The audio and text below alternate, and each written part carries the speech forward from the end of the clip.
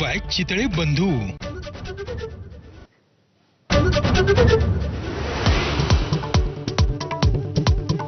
देशभरात 79व्या स्वातंत्र्य दिनाचा उत्साह, ठिकठिकाणी कार्यक्रमांचं आयोजन, अनेक शासकीय कार्यालय तिरंगी विद्युत रोषणाईने उजळली।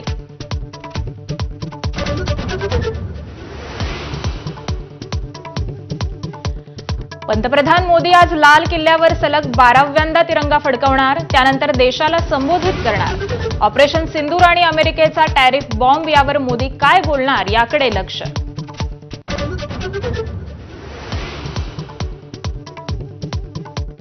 आज ऑपरेशन सिंदूरला 100 दिवस पूर्ण। याच पार्श्वभूमीवर देशातील 96 शहरांमधील 142 ठिकाणी संध्याकाळी 5 वाजता देशभक्तीपर गाणी वाजवली जाणार।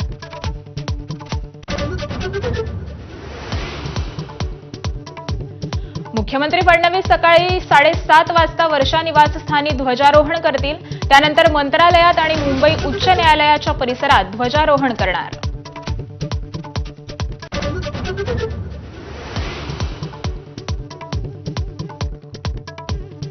स्वातंत्र्य दिनानिमित्त ठाण्यात उपमुख्यमंत्री शिंदेंच्या हस्ते ध्वजारोहण, स्पेनहून आलेल्या मार्क्स द सॉल्ट दहीहंडी पथकाकडून सलामी, तर दुसरीकडे ठाकरेंच्या शिवसेनेकडून देखील ठाण्यात ध्वजारोहण।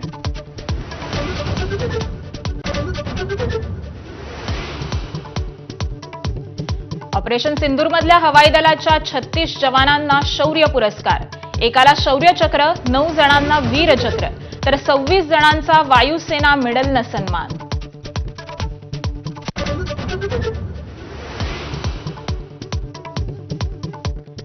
आज शोले चित्रपटाला 50 वर्ष पूर्ण। या निमित्तानं भारतीय पोस्ट खात्याकडून शोले चित्रपटाचं पिक्चर पोस्ट कार्ड काढण्यात येणार। सकाळी 11 वाजता मुंबई GPO हेरिटेज बिल्डिंगमध्ये कार्यक्रम।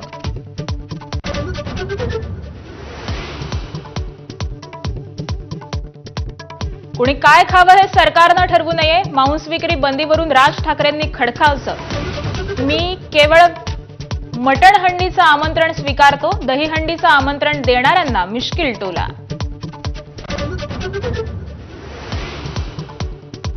मुंबईच्या डबेवाल्यांनाही मिळणार हक्काचा निवारा, 25 लाखात 500 चौरस फुटांचं घर मिळणार, फडणवीसांची घोषणा।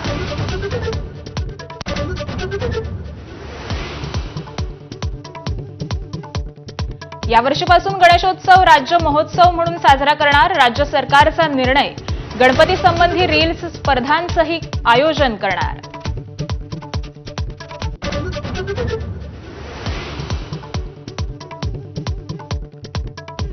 जम्मू काश्मीरच्या किश्तवाडामध्ये ढगफुटी, 38 जणांचा मृत्यू, आतापर्यंत 120 लोकांना वाचवण्यात यश।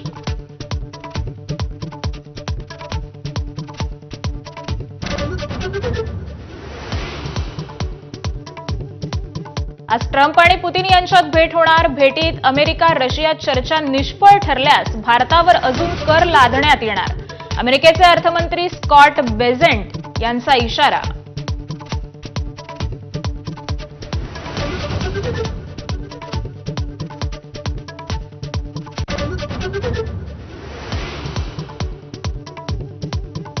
नमस्कार महाराष्ट्र, सुप्रभात। यानंतर बुलेटिनमध्ये घेऊयात आतापर्यंतच्या सगळ्या महत्त्वाच्या बातम्यांचा वेगवान आढावा महाराष्ट्र लाईव्ह मधून।